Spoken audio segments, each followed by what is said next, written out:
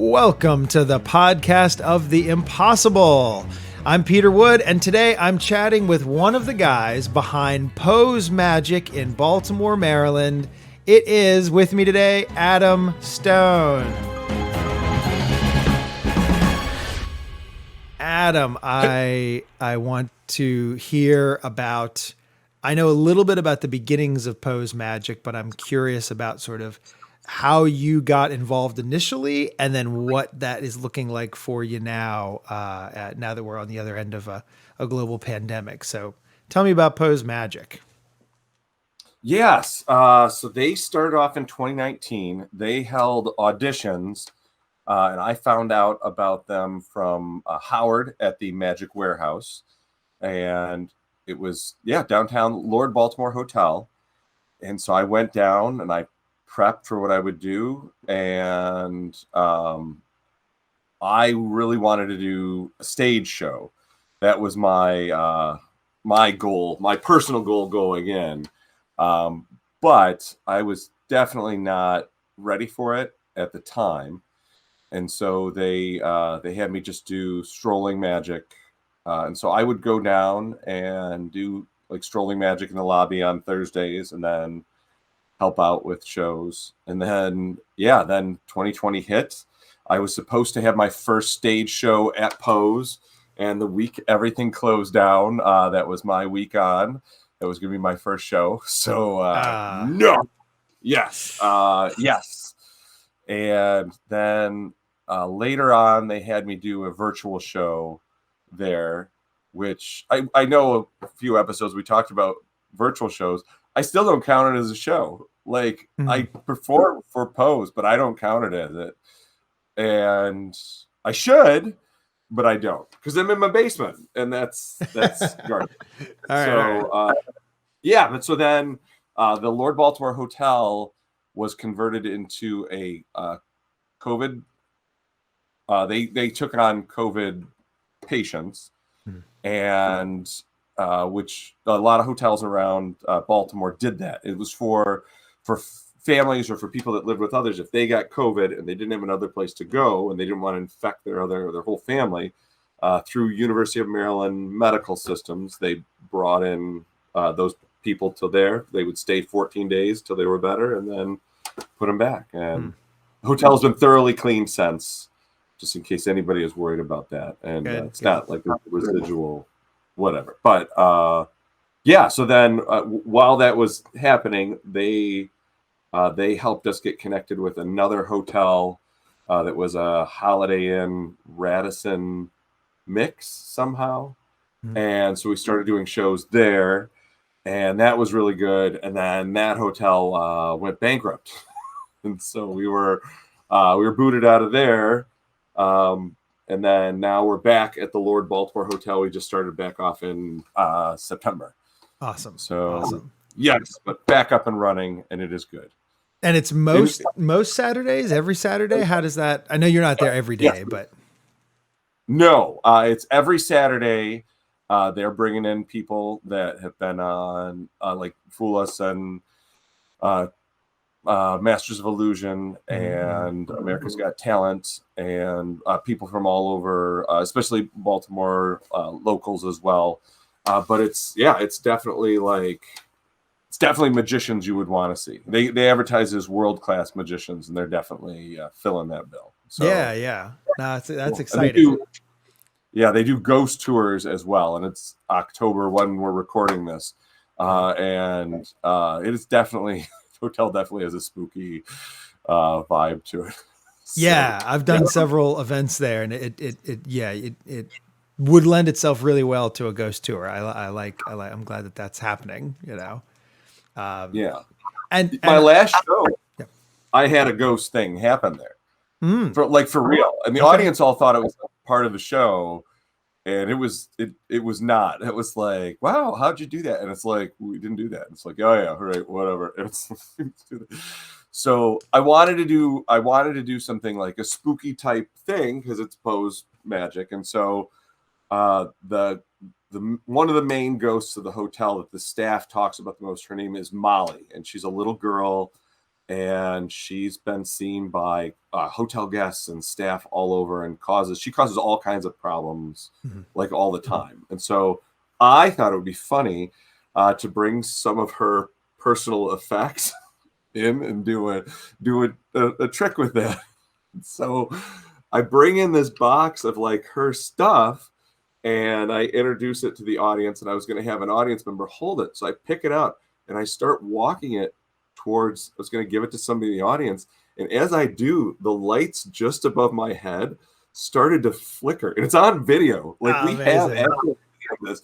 And it's like, I took it and it's like, the heck is going on? And then when I gave it to the person, like the light went out and came back on. But it's not like all of the lights, it was just the lights above like this box, and we had nothing to do. Like afterwards, everybody's like, "How do we make it do that again?" It's like we should try to figure out how to do it. It's like, what are you talking about? Why the heck did they do it? So yes, it's a very haunted place. You should not go if you're afraid of ghosts. You should stay far away from this. Where did you get this box? Where did it come from? So they have. So I didn't know. Like I felt like because I was performing there, it wouldn't be a big deal. They were not happy with me. They have like a display case, or they had, I don't know if they still have it up, of like different haunted stuff on the lowest level of the hotel. Gotcha. There's some paintings and stuff like that. And I thought it wouldn't be a big deal to borrow it. It was a big deal to borrow. Well, especially because then you're laying waste to their electrical system, because that's why they have it locked up in that cabinet, is because it was messing up their lights. So it was so. They want me to do it again. I'm back on this week, and they're like, "Can you do that again?" It's like I didn't do it. It's just did it. I don't know why it does. Yeah, that's well. So I find that as a mystery performer and somebody who is literally in the business of doing impossible things or convincing people that I am doing these things, I feel like I am an above average skeptic when it comes to anything supernatural, because I see how easily well, not even supernatural, just people looking for patterns, manipulation. Like I see it, whether it's ghosts or whether it's politicians. Like I see these all over the place of the skills and the principles that we are using to entertain people in a ethical and moral way. I see happening in other instances. So where sort of are you when we're talking about ghosts or spirits or supernatural things happening? How has being a magician affected or not affected how you might have felt about that a decade ago? Yeah, it's definitely, we definitely get like a look behind the curtain of just really how the human mind works. And I feel like we probably study that almost, if not as much as like a psychologist or psychiatrist or social worker or whatever. I feel like we're constantly looking for that kind of information. But like, I don't know. I think there's a lot of stuff that's unexplained, and we don't want to admit it too, because now we're like, oh no, we're very intelligent. We can't be fooled. We're the magician. It's like, but there's no reason like those lights, like there's what the heck was going on? I don't know. I have some unexplained stuff that just happened in my life that I can't be like, just blow it off, I guess, because I don't know. I'm open to it. Sure. But I don't have any crystals I'm carrying around with me, but I am open to it. No, that's the irony Your for viewer's me. not a crystal artist, 'cause your viewer, I'm sorry, viewer. Oh, yes. I'm very I mean, on the one hand, to each his own, and I also feel like as long as it's not, it's the whole like you can flail your arms around as much as you want, as long as you don't punch me in the face while you're doing it. Like that's as long you can believe what you want, as long as it's not affecting or hurting. If you're trying to push the crystals on me, that's a whole nother thing. But yeah, I get one. It is also really funny. Once upon a time, we didn't know how lightning worked, and so we were pretty sure it was Zeus, because it's much more comforting to think about that as opposed to literally unexplained. And I love that, when was that UFO stuff released? Like, a year or two ago, everyone, a whole community pops up saying, oh, look, they have proved the existence of extraterrestrial life. And it's like, wait. All they said was that it's an unidentified object. Like the whole point of unexplained and unidentified is that we don't know. So if an unexplained thing happens and then you say, oh, it's because of a ghost, first of all, it's no longer unexplained, right? I just tried to attribute it to something. So therefore, well, it's not unexplained. It's the ghost of Molly. But then also, man, confirmation bias. That is such a powerful thing that I find myself getting caught in all the time, where just even something stupid like, this restaurant has better iced tea than that restaurant. I every now when I'm going to that, I mean, they could have the exact same food supplier, but when I'm going to the one restaurant, I'm expecting the sweet tea to be better. And then when I'm going to the other one, I'm like, oh yeah, no, well, we definitely don't want to order the tea there because it's just terrible, And I'm just making that up off the top of my head, but it is crazy how powerful. Yeah. I believe we should throw it all into the harbor. I think that's the best. But that's what we should do with all this stupid tea is just get rid of Very it. good. Yeah, but I don't know how much of that. I think most of that it comes from magic. I mean, when I'm realizing this sort of the bias and how like as a magician, what we will do is we will lead someone down the garden path, and the strongest lie is the lie you tell yourself, right? So we are going to try to create a situation where somebody will tell themselves, oh, I guess it was the spirit of blah, blah, blah that made that happen.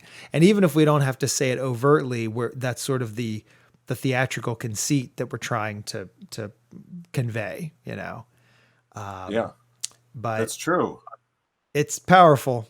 It's again, I want to be vigilant against it, in my own life. Again, people can do whatever they want for themselves, but I don't want to immediately jump to, a supernatural if it's simply unexplained. But, Yeah.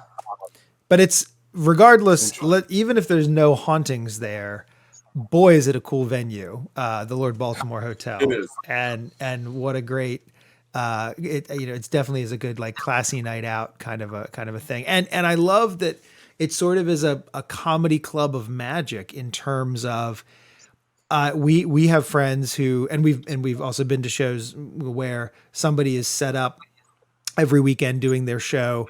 And that's great in one way because you can, if a friend is visiting from out of town, you can say, oh, you got to go check out so-and-so, at whatever place. But what I would imagine at Poe's Magic, you guys have a good number of sort of repeats and regulars. Have you seen patterns like that? It's hard to say because the pandemic affected it so Oh, sure. much. Like I know we've had, I know like Peter Samuelson has come out a couple times. I don't know. Like we try to do the owner Vince Wilson. He's performed a bunch of times, of course. I've had a bunch of shows, and we do an ensemble show with all of the guys that do strolling magic. They'll each once a month they'll have like their own 15-minute slot, and they will do magic then. But it's what about the audiences? What about the people who are coming to the shows? Do you have sort of that recurring group, or is it mostly new faces? I would say it's new every time. It seems like it's a new audience every time to me, which is good for me because I have 2 shows I've put together. So 3 audiences, it's the same audience 3 times. I'm in trouble. So, yeah. Well, no, but it feels like different people each time. Okay. Well, yeah, that's, I mean, and the ability to really polish something and try something out multiple times for people is a good, it's awesome that you have that, you as a performer and an artist have that space to sort of try things out, in a safe environment. And I Yeah. mean, you are putting together. So I know you cook up a lot of routines from scratch, or you take something that already exists and really put your own spin on it. How much of that is because you enjoy doing it, and how much of it is because you think that adds to your commercial success of people will see you doing things that they haven't seen other people do? So I feel like we all should be doing that. I feel like I don't know. I just feel like when I go and I see somebody doing more of like a canned or a packaged effect, and it's the same script and it's the same, and then we recently had a magician perform, and he did something that like a routine that one of the other guys at Pose does regularly, but I didn't know. I thought he was like taking it. It's like he almost took it word for word. What is going on? It's like it's not mine. I've done these changes to it, but it's not. And I didn't realize. I didn't. Mhm. I don't know how common that is, but I don't feel like I could do that. There's definitely effects that I have that I see them and it's like, this is so cool. I really like this. I want to do this. And I always start performing it their way at least a few times so I can truly understand the effect and what the audience is supposed to get from it and what I'm supposed to be conveying. But as soon as I can change it into my own thing, I will change it. I feel like that's Yeah. what I'm supposed to do. I feel like that's what gives my presentation is that's what I'm adding to this art form of magic. So Yeah. I it mean, was a long, it was a long yes. no, it's Yes. great. No, no, that's what I want. I want you to show your work. So thank you. Uh, the I I think I would be I want to get in this inside the mind of more non magicians in terms of this, but I don't know how I don't know how aware people are of. Let's talk about musicians. We know that there are cover bands. You can still have a fabulous night out singing and dancing along with a cover band that is doing someone else's material faithfully and doing it well. And people also know that there are composers and lyricists and musicians who are creating their own art either by themselves or collaborating with people. And I do sort of wonder how much people think about that in terms of magicians. Where are they? There, I don't know if this. I mean, this is probably variations of this have happened to you. People will tell me a story about, oh, I saw this guy. We were at XYZ vacation destination. Doesn't matter whether it's Orlando or Hawaii, whatever. We were on a cruise ship, whatever, and we saw a guy do this amazing thing where he borrowed a dollar bill and someone wrote their name on it and it disappeared and it showed up inside of a lemon on the other side of the stage. Do you do that? And the do you do that is always sort of the interesting part to me because they're kind of excited. The story is not we saw this guy do this one of a kind thing.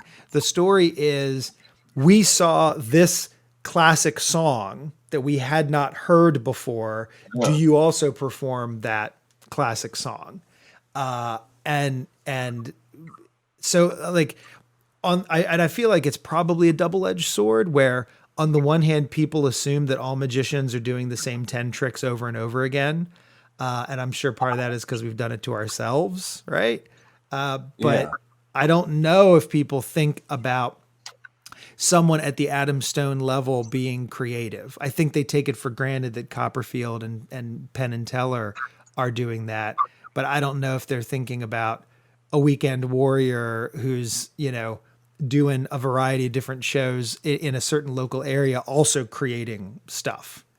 But I'm with you about, I just feel like not only do I like it, but I do feel like that sort of is part. I feel like that if you want to even call it an art, then you have to be bringing something to it more than just a Yeah. different pause in a script. Yeah.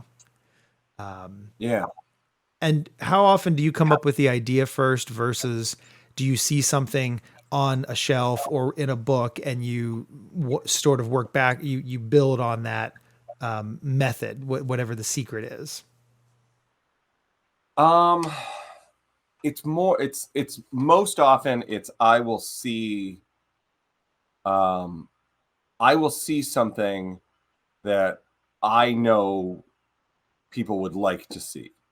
Like it's some kind of effect that I know there's something here to it.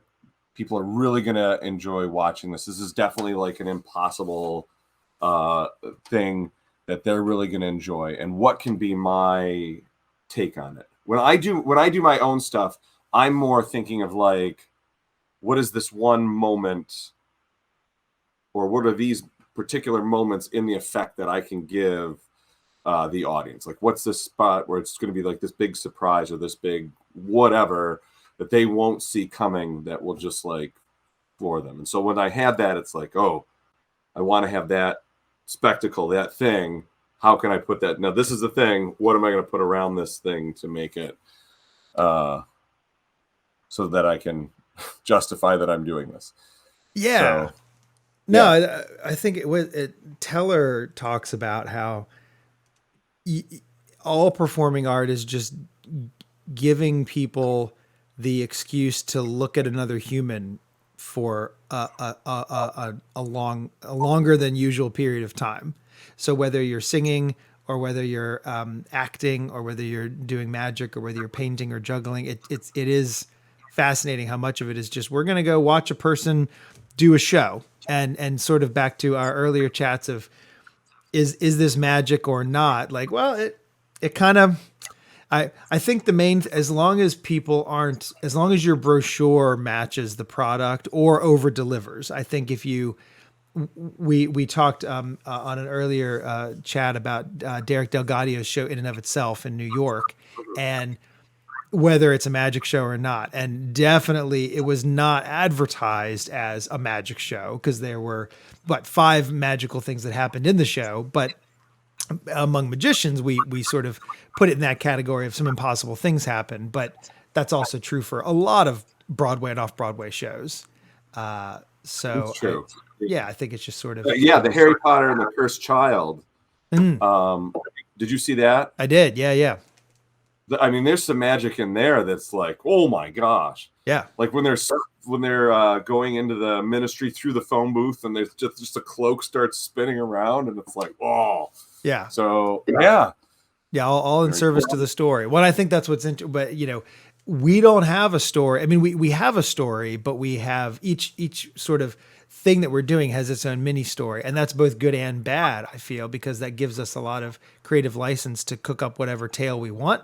But at the same time, sometimes I feel like it might be easier if we started from okay, here's your deal. You are playing Godfather Drosselmeyer. It's 30 seconds, make it visual, and then we're moving on. That's different from sort of the blank canvas, terrifying blank canvas. Definitely. Well, I do have some more stuff that we're gonna have to talk about the next time. But thank you very much for hanging out here with me and chatting. And for our Okay. friend who's listening in on the chat, if you're curious about more about what Adam does in and around the Baltimore and DC area, Adam's website is adamstonemagic.com. And then the social media for that is at adamstonemagic. And for me, that is going to be it for this episode of the podcast of the impossible. But if you want to find more about my public shows, social media, special projects, and more, you can head on over to oftheimpossible.com. Adam Stone, thanks for hanging out here. I'm Peter Wood.